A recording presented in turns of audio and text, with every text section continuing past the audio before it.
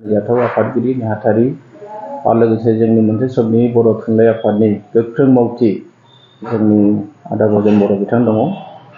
जों दिनै बेवहाय ज' जादों मोनसे गोनांथार हाबाफारि लानानै मोनसे गोनांथार थांखिखौ जों रायजो राजानो मिथिहोनांगौ होननानै मोनसे दायित्व जों साननानै बेनो जाहैबाय जोङो आसाम सरकारनि जि मोनसे खान्थि सोलोंथाइ बिथिङाव जे 6नि जेनोखि सानखान्थि आरो बिगियान बेवहाय माने इंराजि माने सेबखांनाय बर'खौ नागारनानै इंराजि सेबखांनाय भाषाखौ नागारनानै इंराजि सेबखांनाय दा बेनि फारसे जोंहा दिनै मोनसे खुद्रिसारनाय हाबाफारि दङ आरो बे खुद्रिसारनाय हाबाफारिखौ जोङो हरखाबै दोनथ'नो गोनां जादों नैबे जाहोनाव जे मैया जोंनि आसामनि सोलोंथाइ बिफाननि मन्थ्रि बिथाङा जोंजों टेलिफनिक जि मोनसे बाथ्रा सावरायनाय जादों आरो बेवहाय बिथाङा बर' थुनलाइ आफाद आरो बर' फरायसा आफादखौ गाहायै खावलायदों जे बिथांमोना हायोबा जोंनि सावरायनो फैनांगौ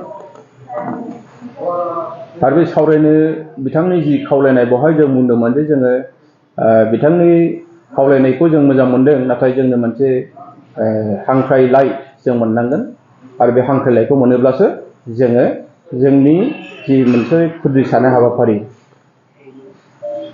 बेखौ दोनथ'यैनि बाथ्राखौ जोङो साननो हागोन।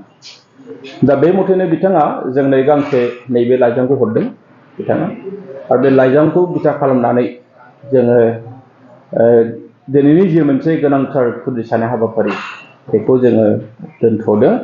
जों बेखौ दोनथ'दोंसो जोङो सावरायनायाव जुदि मोजां फिथाइ थायाबा बे सोमावसारनायखौ बा जि मोनसे खुद्रिसारनाय हाबाफारि बेखौ जों लाफिनगोन।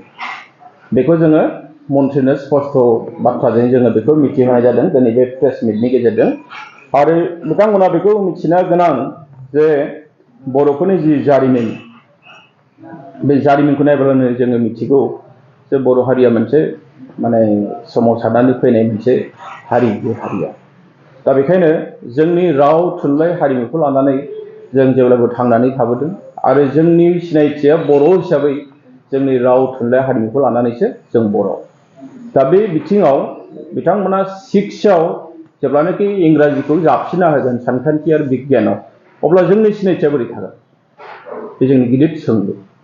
जोंनि सिनायथिया बोरै थागोन जोंनि माहारि बादा बोरै थागोन जोंनि बिजोङाव फरायसाफ्रा फरायनाय नङा बेखौ जों नुहुरदों आरो मोनसे गिदिर जेंनाया जाहैबाय मा बेखौ जुदि इंराजि खालामारोबा सानखान्थि आरो बिगियानखौ अब्ला मात्र ससियेल साइन्स आरो बर'आव थाहैबाय गासैबो आयदायानो इंराजि जाबाय अब्ला बेवहाय जोंनि बिमा बिफाया सानगोन जे बर' बिजोंनि फरायसालियाव हरस्लायस्लाय जोङो इंराजि बिजोंनि फरायसालियाव हरनोसै प्राइभेट स्कुलफ्राव बे मोनसे साननाया फैनो हागौ बेखौ जों नुहुरदों आरो बेजों लोगोसे जोंहा गिदिर मोनसे जेंनाया जागोन मा जे जोंनि फरायसालिफ्रा थानाय नङा थैलांगोन फरायसालिया थानाय नङा फरायसालिया थाया जानाय लोगो लोगो जोंनि फोरोंगिरिफ्रा थानाय नङा जोंनि बर'फोरनि देरसिन जि मोनसे दारिमिन इन्डास्ट्रि साख्रि मोननायनि बियो गैया जालाङो। बेखायनो सरकारनि जि मोनसे गिदिर फैसारि बेखौ जोङो नुनानै जों गोरलै लानो हायाखै आरो बेखायनो जोङो सरकारनि हेंथायै सोमावसारनाय हाबाफारिखौ लादोंमोन।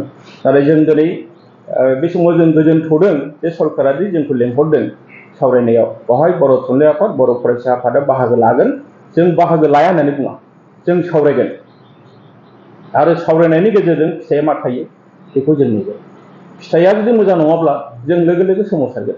आसाम सरकारा बिनि थाखाय साखाफारा जाखानांगोन आरो जोंनि बर' रायजो राजायाथ' साखाफाराखा जे जुदि जों जेखौ नागिरदों जों जेखौ मोजां मोनाखै बेखौ जुदि जाबसिनना होयोब्ला जों खिन्थु सोमावसारनायनिफ्राय जों फावसायनाय नङा। बे मेसेजखौ आं दिनै क्लियारलि बर' थुनलाइ आफादनि जानानै दिनै होनाय जाबाय। बर' फरायसा आफादनि जोंहा दैदेनगिरि बिथांमोनाबो दङ।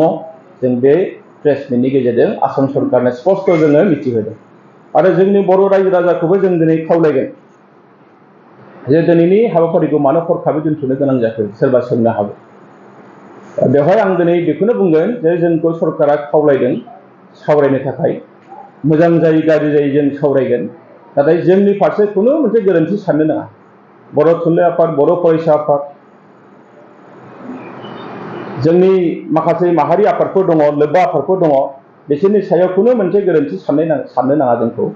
जोङो सरकारा जि मोनसे मोजां जोंखौ खावलायदों, जों बेखायनो सावरायनो थाखाय जों आवगायदों आरो बिथांमोननि खावलायनाय बायदियै मोनसे मोजां परिबेस सृष्टि खालामनानै जोंनि लुबैनाया मा बेखौ जोङो सरकारनो जों खोन्थागोन। बेखायनो जों बेखौ दोनथ'दों आरो जोंनि मिथिनायाव दिनैहाय जायाब्लाबो सावरायनाया गाबोनफोर जानो हागौ आरो बिनि थाखाय जोङो मोनसे सम बोखाना होदों सरकारनो। जोङो मिजिंथिदों जे सरकारा जोंखौ गावनि राव थुनलाइ हारिमुखौ नागारनो थाखाय बाध्य खालामनाय नङा। सरकारा जोंनो